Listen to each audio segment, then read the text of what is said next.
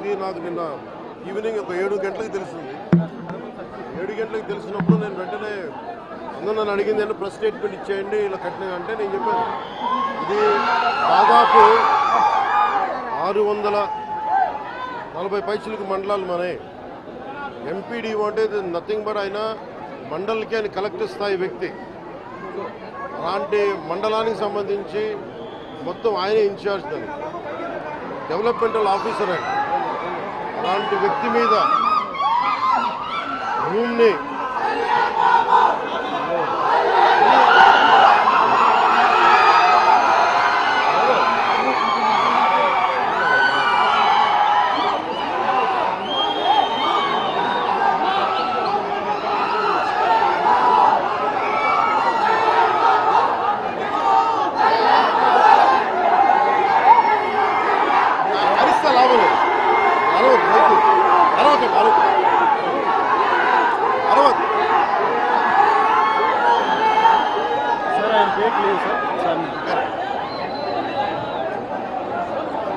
ముందుగా జవహర్ బాబు గారు ఆరోగ్య పరిస్థితి ఎలా ఉందని అడిగారు. వైద్యం సరైన వైద్య విధానాలు జరుగుతున్నాయి లేదని దాని గురించి మాట్లాడాం. అలాగే నేను ఇక్కడికి ఎందుకు ప్రత్యేకించి ఎందుకు పరామర్శించి రావడానికి ఎందుకు అనుకున్నామంటే ఇది ఒక్కరి మీద జరగల, రాష్ట్ర యంత్రాంగం మీద దాడిగా చూస్తున్నాం. దీన్ని వైసీపీ నాయకులకి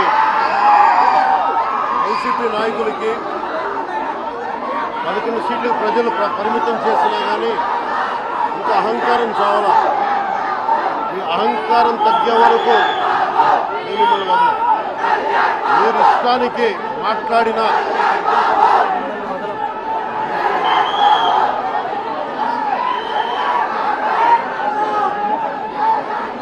అహంకారంతో కొట్టుకొని మీరు ఈ పరిస్థితికి వచ్చారు.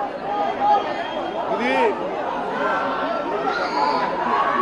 ఈ వ్యక్తి మీదే కాదు, గత గాలివీడు మండలం సంబంధించి గతంలో కూడా ఏంటా మీరు ఎప్పుడు ఏ స్లోగన్ ఇవ్వాలో మీకు తెలియదు. అక్కడండి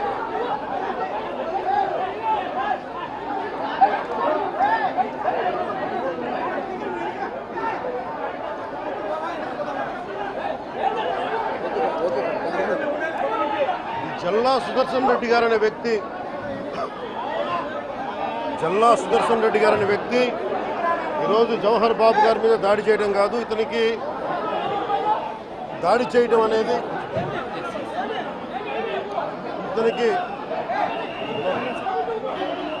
దాడి చేయడం అనేది కొత్త కాదు జల్లా సుదర్శన్ రెడ్డి గారికి. గతంలో కూడా ఈయన ఇదే ఎంపీడీఓలో ప్రతాప్ గారి మీద దాడి చేశారు, శేఖర్ నాయక్ గారి మీద దాడి చేశారు, అలాగే శ్రీనివాసరెడ్డి గారి మీద దాడి చేశారు. ఇది వీళ్ళ రాజ్యాలు అనుకుంటా ఉన్నారు. ఇష్టానికి మేము చేసుకోవచ్చు. వీళ్ళు జవహర్ బాబు గారు కూడా చెప్పింది ఏంటంటే రూమ్ తాళాలు అడిగారు, మీ అమ్మగారికి ఇస్తాం, అది ఆవిడ మండల పరిషత్తు ఆవిడకి పదవి ఉంది కాబట్టి వాళ్ళ పిల్లలకి ఇవ్వమంటే ఎందుకు ఇవ్వం అని చెప్పి వాళ్ళ మనుషులు దాడి చేసి అమానుషంగా కొట్టారు. ఆయనకి హై బీపీ ఉన్న వ్యక్తి, హార్ట్ ప్రాబ్లం ఉన్న వ్యక్తి, పైగా కూర్చోబెట్టి కులాన్ని దూషించడం.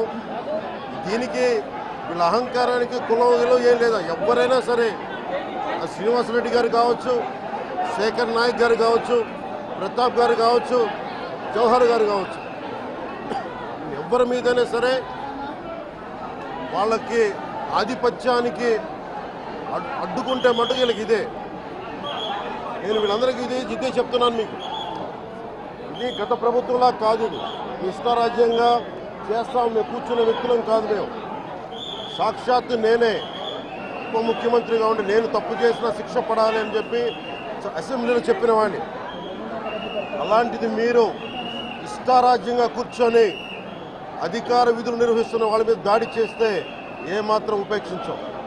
ఎస్పీ గారికి చెప్పాం, కలెక్టర్ దృష్టికి తీసుకొచ్చాం.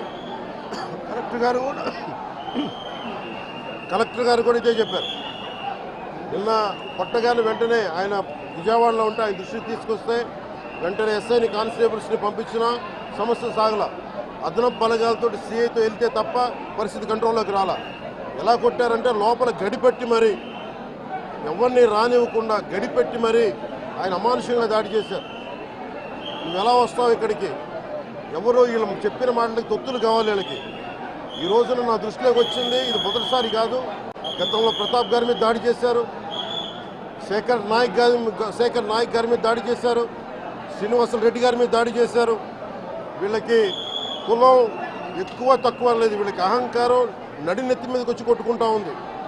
అహంకారం తీస్తాం, తోలు తీసి కింద కూర్చోబెడతాం. మీకు ఒళ్ళు ఒక్కొక్కళ్ళకి మీకు ఎక్కడెక్కడ ఉన్నో తెలియట్లా. మీకు అహంకారాలు పెరిగిపోయినాయి. మీకు ఆధిపత్యపు అహంకారంతో అధికారుల మీద దాడి చేస్తే మిమ్మల్ని ఎలా తీసుకెళ్లాలో, ఎలాంటి శిక్ష పడాలో మీకు ఖచ్చితంగా చేసి పెడతాం. మీకు ఇష్టారాజ్యంగా చేయకండి.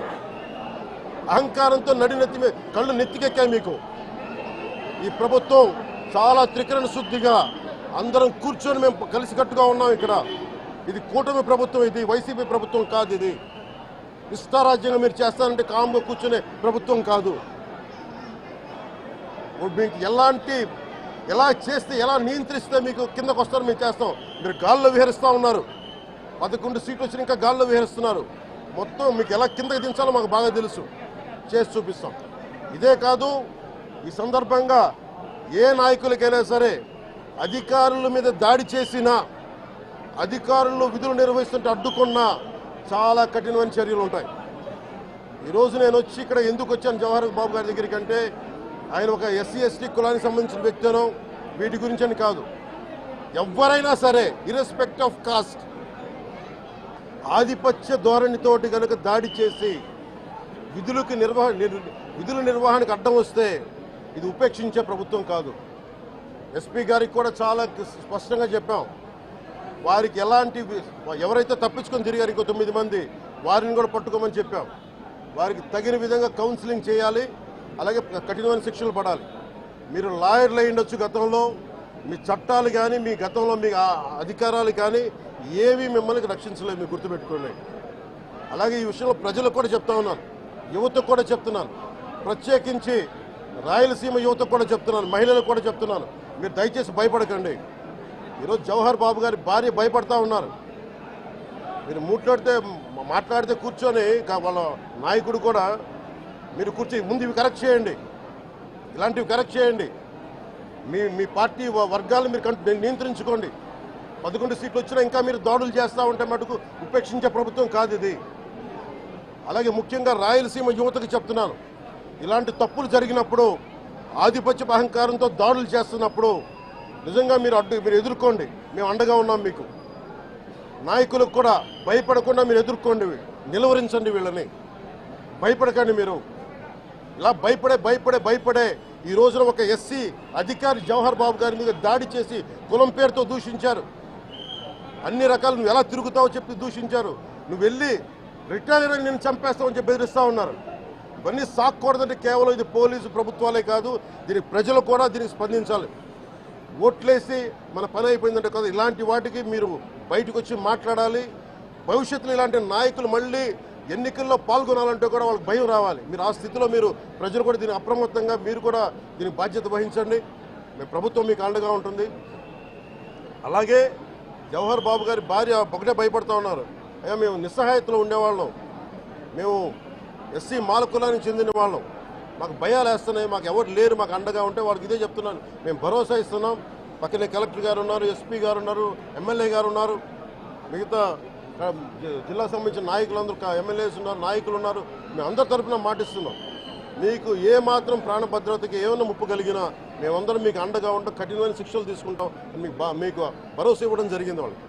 అలాగే డాక్టర్స్ని అడిగాను, వాళ్ళు చాలా లోపల కొట్టేశారు మొత్తం. ఆయన బాగలేదు, ఆరోగ్యం బాగలేదు. అన్నిటికంటే కూడా ఒక ఎంపీడీఓ అంటే ఒక మండలానికి ఉన్నతాధికారి, ఆయన ఒక ఎస్పీ, ఆయన ఆ మండలానికి ఆయన ఒక కలెక్టర్ స్థాయి వ్యక్తి. అలాంటి వ్యక్తిని కూర్చొని దుర్భాషలాడుతూ, బూతులు తిడుతూ, కులం పేరు మీద దూషిస్తూ ఇది కూర్చోబెట్టి ఇది ఒక పరిపాటి అయిపోయింది. ఇది ఇక్కడితో ఆగాలి. ముఖ్యంగా రాయలసీమ ఎక్కడైతే ఉందో మీకు ఇలాంటి ఆధిపత్యపు ధోరణి ఉందో దీన్ని అందరూ సమిష్టిగా ఎదురు తిరగాలని మనస్ఫూర్తిగా నేను ఆకాంక్షిస్తున్నాను. మీరు కూడా పాల్పంచుకోమని కోరుకున్నా. అలాగే చాలా స్పష్టమైన ఆదేశాలు ఇచ్చాం పోలీసు ఉన్నతాధికారులకు కానీ కలెక్టర్ గారికి కానీ ఎమ్మెల్యే గారికి మొత్తం అందరం కూడా సమిష్టి ఒకటే నిర్ణయం తీసుకుని ఇలాంటి భవిష్యత్తులో రాకుండా పునరావృతం కాకుండా ఉండాలని మనస్ఫూర్తిగా మేమందరం నిలబడి ఉన్న ఈ మాట మీద. అందుకని ఇది తెలియజేసుకుంటూ ఇప్పుడు గాలివీడు మండలంకి వెళ్ళి ఎలా జరిగింది వీటి మీద నేను అక్కడ మాట్లాడుతూ ఉన్నాను. అది కూడా కలెక్టర్ నా దృష్టికి తీసుకొచ్చారు ఇందాక దారిలో. నాగేంద్ర అని ఒక రైతు దాదాపు 3 ఆయన కుటుంబ సభ్యులు బిడ్డలతో సహా భార్యను కూడా ఒక్క నిమిషం సంబంధం ఇది నా దృష్టికి దిగ్గని చెప్పారు నాకు. ఇది 2 అంశాలుగా మేము చర్చిస్తున్నాం. దీన్ని దాని ఇన్వెస్టిగేషన్ జరుగుతూ ఉంది. ఒకటి, అంతకు ముందు రోజే మ్యూటేషన్ మీద మేము తిరిగి ఆయన పొలం ఆయనకు వచ్చేస్తుంది, ఆయన ఎవరి దగ్గర అప్పు తీసుకున్నారంట. ఆ సదరు వ్యక్తి దగ్గర తిరిగి మ్యూటేషన్ తిరిగి ఆయన మీద రాయించుకోవడానికి ఆయన మ్యూటేషన్ కూడా జరిగింది. అంటే దాని అర్థం ఏంటంటే అప్పు తీర్చడానికి సంసిద్ధంగా ఉన్నారు, ఆయన దగ్గర డబ్బులు ఉన్నాయని అర్థం. ఈ పరిస్థితి ఆయన చీనీ తోటలోనే ఉరి తీసుకున్నారని చెప్పారు. చీనీ తోట కూడా కాపుకి వచ్చింది. అలాగే కొర్రల పంట వేశారు. ఆ కొర్రల పంట కూడా మొన్న హార్వెస్ట్ అయింది, దాన్ని కూడా దిగుబడి వచ్చింది, దాన్ని కూడా అమ్మేశారు.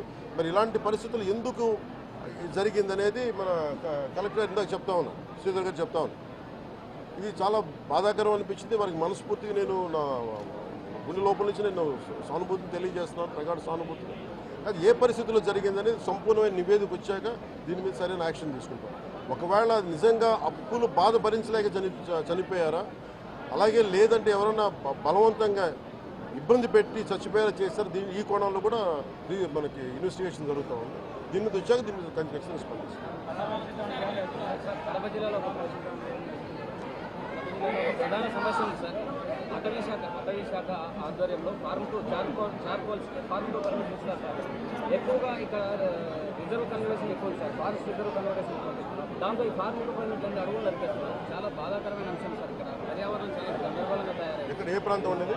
మొత్తం అంతా ఉంది సార్. మొత్తం ఉమ్మడి కడప జిల్లాలో ఎక్కువ బద్వేలు ఉంది, భీమటం ఉంది. నేను అతి కొద్ది రోజుల్లోనే కలెక్టర్ చేసి దీన్ని ఒకసారి రివ్యూ పెట్టండి. ఫారెస్ట్ డిపార్ట్మెంట్తో కూడా ఒకసారి నేను అన్ని ఫేక్ చార్కోల్ దీని మీద మేము ఖచ్చితంగా నేను పెట్టండి. ఆల్టో పర్సనల్ రివ్యూ ఇక్కడికి వచ్చి మేము రివ్యూ చేస్తాం.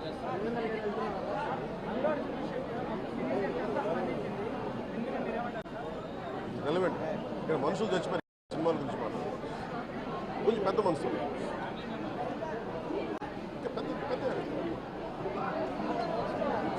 మీరు డిబేట్ మన మనసులో చెప్తారు. Debate go beyond cinema.